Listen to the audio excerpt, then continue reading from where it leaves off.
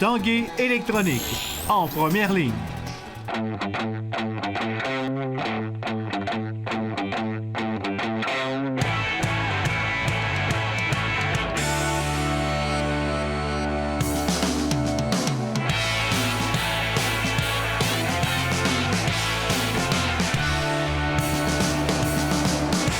À tous, un bon mercredi. Bienvenue à l'Esprit sportif. Aujourd'hui, on vous parle un peu plus tard du swim run, une nouvelle discipline. Mais d'abord, parlons de voile. Ces deux passionnés tenteront dans quelques semaines de battre et d'établir un record de voile entre les ponts de Montréal et Québec pour le Grand Raid Pont à Pont. Nous avons rencontré les deux marins, Maxime Loisel et Olivier Leduc.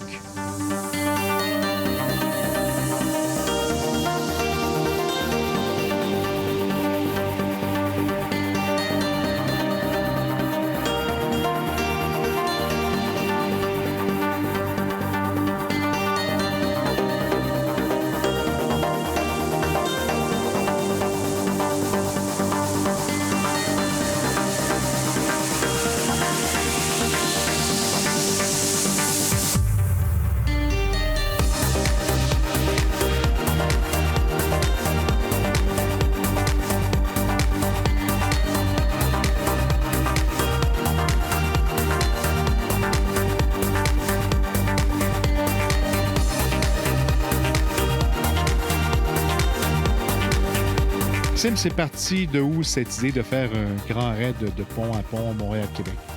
Bien, le grand raid pont à pont, dans le fond, ça reste que c'est un fantasme qu'on a tout le temps. Moi, ça fait trop longtemps que je fais de la voile, dans le fond, et puis je dis trop, mais on peut jamais dire trop.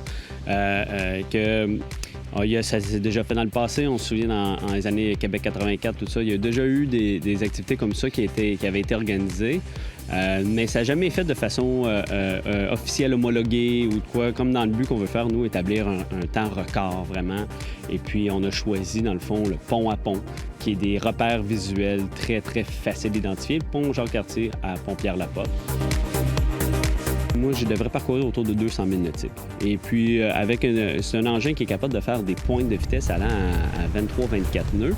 Donc, on n'ira pas c'est sûr que je n'aurai pas une vitesse moyenne à ce niveau-là, mais le but, c'est, objectivement, c'est de le rentrer en 24 heures. Moi, je prévois être capable de le faire autour de 18 heures.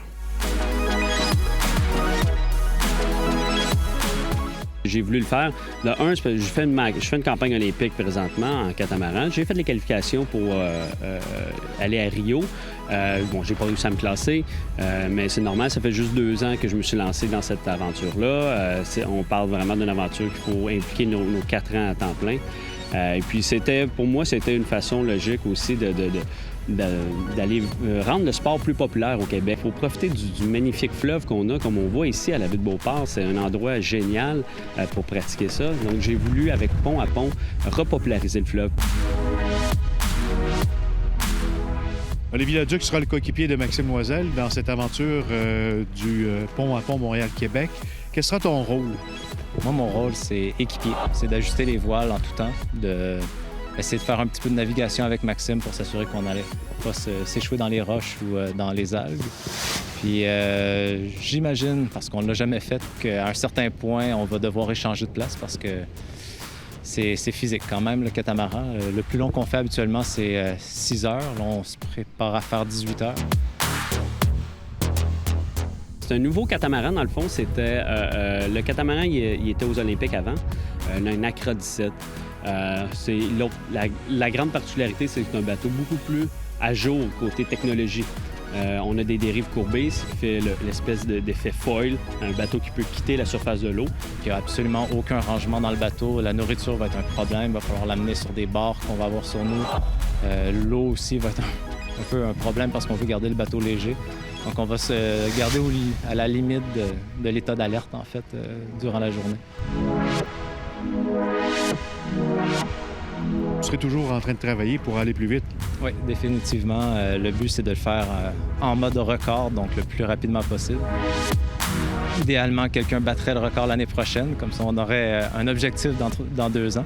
Mais je crois que c'est important qu'on commence à avoir des records à battre au Québec en voile.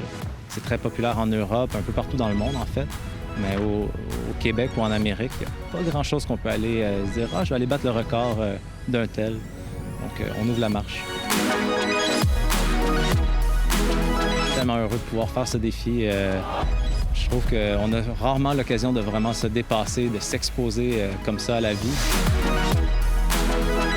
C'est prévu à la fin du mois, ici, début du mois de septembre. Vous vous êtes laissé une plage horaire. Exactement. C'est sûr que c'est... On parle moi, j'en parle tout le temps, c'est la promotion de l'énergie verte. Hein? On marche avec le vent à la voile, mais on est très tributaire, dans le fond, des conditions météo. Donc, ce qu'on a essayé de faire, on s'est donné un peu de jeu. On s'est pris une plage horaire de 5 jours. Ça va être entre le 29 août et le 2 septembre, du lundi au vendredi. Et puis, nous, on va choisir, en fonction des prévisions météo, la meilleure journée pour pouvoir s'attaquer à ce défi-là. Et puis, comme on disait, le but, c'est de le rentrer en 24 heures. Donc, on va choisir une météo assez forte. Bonne première sur le fleuve entre Montréal et Québec. On vous souhaite le record. Bien, merci beaucoup.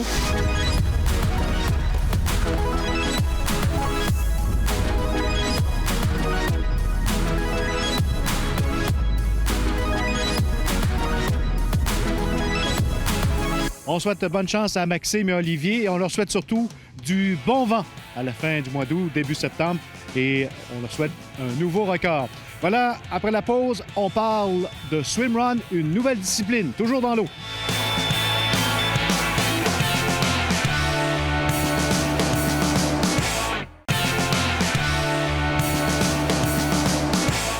Nous sommes de retour à la magnifique baie de Beauport pour parler maintenant de swimrun. C'est une nouvelle discipline qui allie course à pied, également natation, évidemment.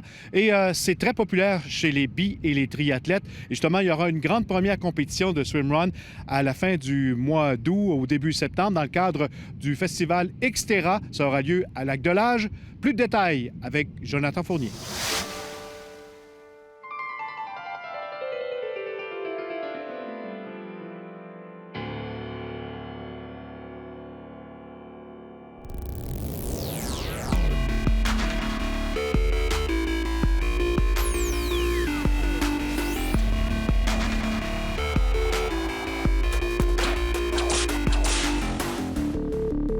C'est une discipline sportive émergente qui est un mix de natation en eau libre puis de course en sentier.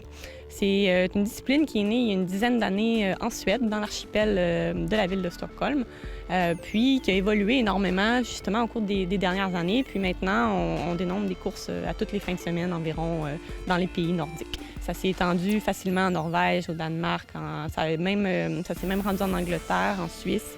Puis maintenant, il y a des courses aussi un petit peu aux États-Unis qui commencent.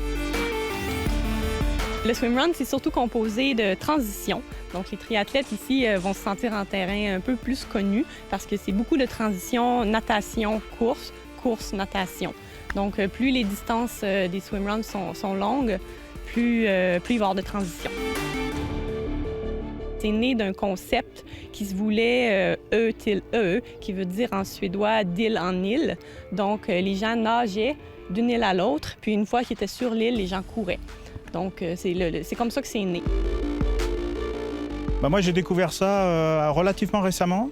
Je nageais déjà dans un club de maîtres, puis je me suis mis un peu au jogging pour me remettre en forme.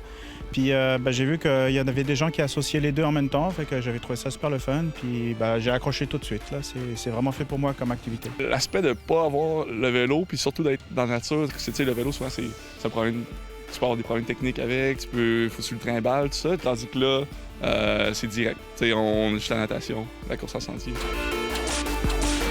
La grande différence avec le triathlon ou le biathlon, c'est qu'il n'y a pas de zone de transition. Tout se passe très rapidement. Oui, effectivement, tout se fait très rapidement. Aussi, les participants doivent toujours avoir leur matériel avec eux. On commence la course avec du matériel, on termine la course avec le même matériel. On ne peut pas ramasser des choses en chemin, on ne peut pas jeter des choses en chemin. Parle-nous un petit peu de ton équipement. Qu'est-ce que tu utilises? Principalement, j'utilise des plaquettes de nageur, un peu format king size. J'utilise un petit pull boy pour flotter parce qu'on nage avec des chaussures. Donc, c'est pour éviter que les chaussures calent.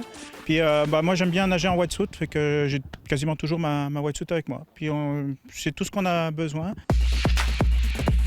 Souvent, les courses en Europe aussi, c'est des courses qui sont en équipe. Donc, c'est toujours 2 par 2. Donc, ça prend un bon partner qui est à notre force aussi, si possible, ou avec lequel on est capable de gérer les différences, par exemple au niveau de la course ou au niveau de la natation. Lorsqu'on pratique le swimrun en duo, on est attaché aussi. Hein? On n'est pas obligé, mais c'est possible parce qu'il n'y a pas de règlement qui l'empêche.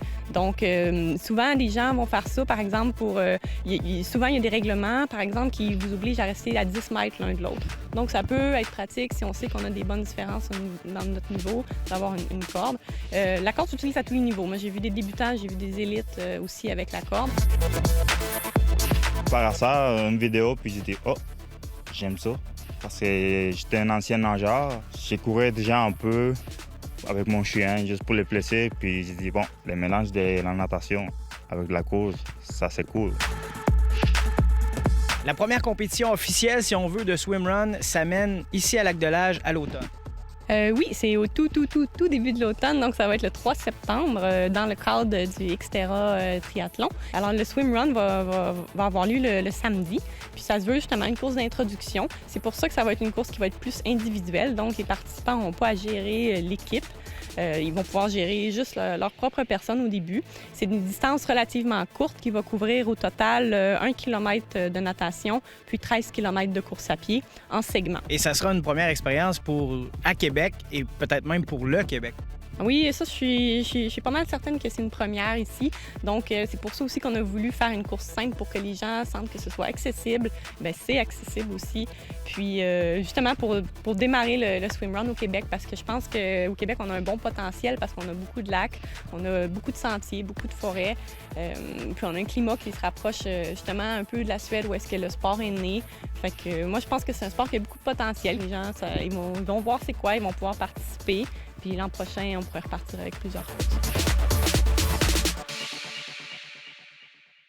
Équipez-vous pour votre sport préféré avec GoHockey et l'Esprit sportif et partez en neuf pour la nouvelle saison. Regardez l'Esprit sportif et vous pourriez gagner 1000 $ de produits Bauer et une loge pour assister à un match des Remparts. Notez l'indice et la façon de participer. Pour une saison gagnante, c'est GoHockey et l'Esprit sportif.